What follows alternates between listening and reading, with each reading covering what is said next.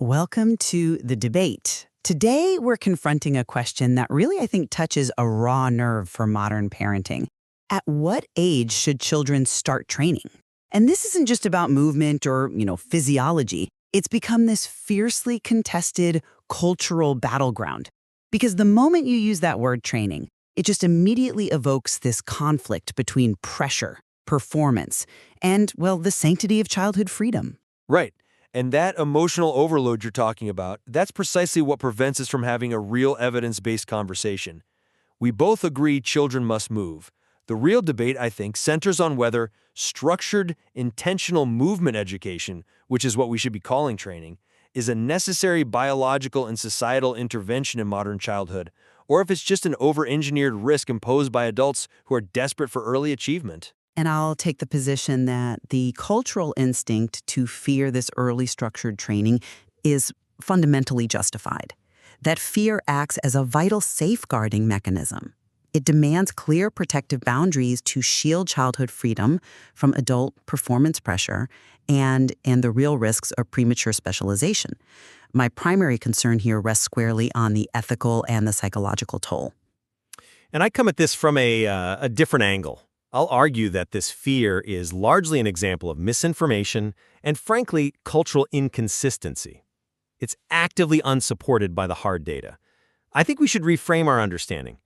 Controlled, age-appropriate training isn't some imposition. It is a necessary protective measure against chronic inactivity, against the dramatic decline of physical literacy, and a whole host of future musculoskeletal injury risks. Training, when you do it correctly, is just preparation. I see why you'd prioritize the biological necessity, but let me offer a different perspective on that cultural anxiety. When movement is formalized into training, it carries this inherent risk of turning children into adult projects, far too early. We see this dangerous shift in focus from organic developmental progress to adult-defined outcomes, whether that's, aesthetic goals driven by parental insecurity or some specific measurable performance marker. The greatest harm inflicted by early training is rarely physical. It is the negative psychological environment, the anxiety, the early burnout, the emotional fatigue. That's all caused by toxic adult agendas. I'm sorry, but I just don't buy that. The existence of bad coaching doesn't justify prohibiting good training. The modern fear of structured movement, it just ignores both biological timing and the data on adaptation. Training has to be defined accurately. It is intentional, progressive exposure designed specifically to develop fundamental movement skills, things like coordination, strength, and balance. It is structure, not intensity. If a child practices learning how to fall and land safely, they are training. If a 5-year-old performs a controlled, quality squat, or a pull-up off a jungle gym, they are acquiring foundational strength. Avoiding this intentional structure doesn't protect the child. It actually degrades those innate movement abilities. Degradation is a strong term, but the core issue for me is still the timing. But children are adaptable, not fragile, and timing is everything. Early childhood is this critical window for rapid neural development. Movement patterns are learned most easily and most efficiently during these pre-adolescent years. So when we avoid structured, intentional exposure in this period, children reach adolescence, a time of massive physical changes, growth spurts, without the movement skills they need to manage their rapidly changing center of gravity and lengthening limbs. And this results in profound coordination deficits and poor biomechanics that can take years, sometimes decades, to correct later in life. Okay, so let's address the elephant in the room. The one entrenched cultural argument that keeps parents just paralyzed with fear. The persistent objection about potential damage to growth plates. This notion that resistance training somehow guarantees damage to the epiphyseal plates.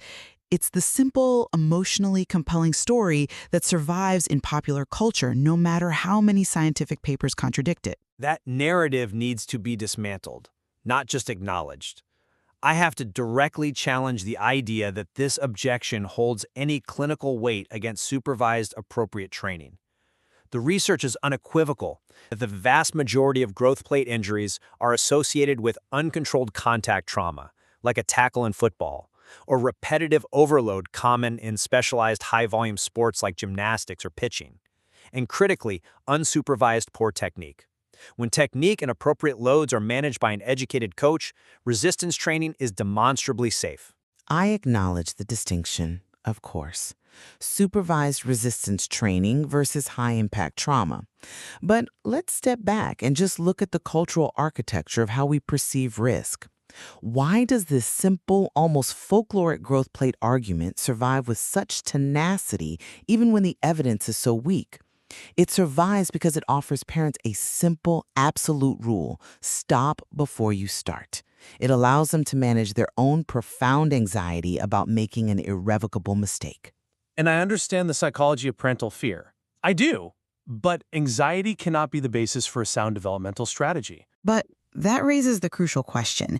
If the evidence is so clear, why are adults so quick to dismiss this deeply ingrained cultural warning? I mean, does delaying training truly make it safer for the child, or does it simply make it easier for adults to avoid the perceived judgment of, pushing their children too hard? We might be confusing protection with just avoiding responsibility. See, this is where I fundamentally diverge from your perspective, because it comes down to the data showing which activities truly pose a risk. If we use injury data as our guide, supervised youth strength training carries a dramatically lower injury risk than popular collision sports like soccer or basketball, yet it faces exponentially more scrutiny. The fear is completely misdirected. Explain that a bit further, specifically in the context of growth. Okay, think about the physical changes happening during pre-adolescent growth spurts. Bones lengthen rapidly, right? They often outpace muscle and tendon development. This creates these periods of joint instability. Controlled resistance, when it's introduced carefully, actually acts as a protective measure. It stabilizes those joints, it reinforces posture, and it develops the strength necessary to control the changing body. The real danger is the absence of this foundational, stabilizing strength when the body undergoes that rapid, uneven growth. That leaves them highly vulnerable to strains and sprains under just normal play or sport demands. We're not teaching kids to be powerlifters, we're teaching them to be resilient human beings. But resilience used to be acquired naturally. And this brings us right to the tension between structure and freedom and the cultural shifts you mentioned. I have to question the necessity of organized training when, historically, children acquired strength organically. They climbed, they hauled, carried, wrestled, ran, purely for the joy of it. Strength wasn't a scheduled activity. It was an unavoidable outcome of a rich and physically demanding childhood. That is a compelling, and I have to say, nostalgic ideal. We all want that childhood back, but we have to firmly ground this debate in the unromantic reality of 21st century life. That environment, where movement and physical demand were just built in, it no longer exists for most children. Movement is now optional. It's often systematically replaced by screens, by structured sitting, and by passive entertainment. So what you're arguing is that training is required because we as a society have basically failed to provide a naturally challenging physical environment. Precisely. Training is not the enemy of free play. It is a necessary compensatory intervention because the modern environment no longer provides basic physical competence or the adequate stimulus needed for healthy development.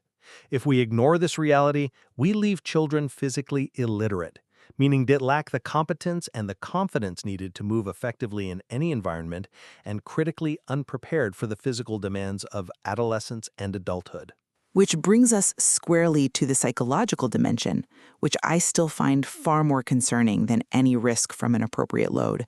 You mentioned confidence. Let's focus on that psychological trajectory. Well, when structured movement is introduced properly, focused on effort, on technique, on consistency, it yields powerful psychological gains. It builds self-efficacy. Children learn that progress is incremental, that it's earned through dedicated, patient effort, not instant gratification. They develop a relationship with their body that's based on capability and achievement, which is a far healthier thing than one based on static appearance. That is the best case scenario, absolutely. But those positive outcomes rely entirely on ethical implementation. The moment that structure shifts focus, and believe me, it shifts very quickly in the hands of insecure or specialized coaches, it delivers precisely the opposite. When training becomes an overemphasis on comparison, on adult metrics, on short-term results, it immediately leads to profound anxiety and burnout. I agree that poor implementation is catastrophic, but that is a failure of mentorship, not a failure of the tool itself. It is a failure of the environment, and that environment is worsened by early specialization. When a child commits to one sport too soon and their training volume is high and repetitive, their entire sense of self-worth becomes narrowly tied to athletic outcomes. So if they fail or get injured or quit, they suffer an identity crisis. This is a profound, unnecessary mental health cost that structured training, when it's governed by adult ambition, just accelerates. We are talking about trophy hunting by proxy. I hear the deep concern about that, about identity foreclosure, but the flip side is equally damaging. What happens psychologically when we prohibit movement because we're afraid? When physical literacy steadily declines and children enter adolescence, lacking basic coordination and confidence in their own bodies, that hesitation breeds its own form of anxiety and low self-esteem. Fear thrives where competency is absent. We tell children to avoid challenging physical activity because it's dangerous. And what message does that send them about their own inherent capability? That's a powerful point. We are, in effect, teaching caution at the expense of capability. Exactly. We are trading long-term physical confidence for short-term parental peace of mind. So this leads us directly back to the ethical framework. Because if we accept that intentional training has a benefit, then we must demand an ethical firewall. It is completely unethical to train children without a mandate that prioritizes technique, psychological well-being, and enjoyment over load and short-term performance gains. We have to implement clear, non-negotiable boundaries that protect the integrity of that child's development. I agree. Poor training is unethical, but I would offer an alternative ethical responsibility, one that's derived from the demographic data. It is equally unethical to avoid training altogether in a sedentary world where inactivity, childhood obesity, and preventable joint injuries are rising so rapidly. We are failing to equip the next generation with the physical tools they need for a healthy life. The responsibility is not to prohibit movement, but to mandate education for those who are delivering it. So the solution is better governance, not avoidance. Precisely. And this is what makes the original question, what age should children start training, fundamentally flawed, because it treats physical competence as some optional recreational add-on. The more accurate, the more responsible question derived from our understanding of human development is this: when should children stop learning how to move? That reframing definitely elevates the discussion from a simple age milestone to a lifelong developmental mandate. However, as we conclude, I have to reinforce the voice of caution. The fear of harm remains entirely valid when structured activity is used primarily to satisfy adult insecurities or to push children aggressively toward early specialization and high-volume output. We must always remember that the most dangerous variable in a child's training is rarely the weight. It is the toxic adult behavior that prioritizes extrinsic results over the child's intrinsic desire to move and to explore. The ethical obligation has to be to protect childhood first. And I will conclude by reiterating that foundational strength and physical literacy are essential developmental building blocks. They're no different than learning language or basic mathematics. Delaying structured movement doesn't make the learning process safer, it simply compresses the necessary acquisition of complex motor skills into the later teenage years, when habits are already ossified and motivation is much harder to find. This increases the risk of injury and requires exponentially more effort to rebuild a confidence that should have been nurtured from the very start. We must prioritize physical preparation. The tension remains sharp.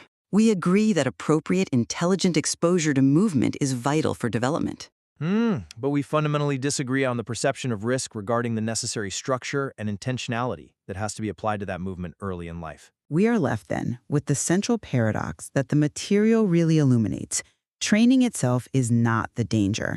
Poor training fueled by poor motivation and poor coaching is the danger. However, given the undeniable reality of our modern, profoundly sedentary culture, avoiding intentional movement altogether may now be the greater and far more subtle risk we are collectively taking with our children's future health.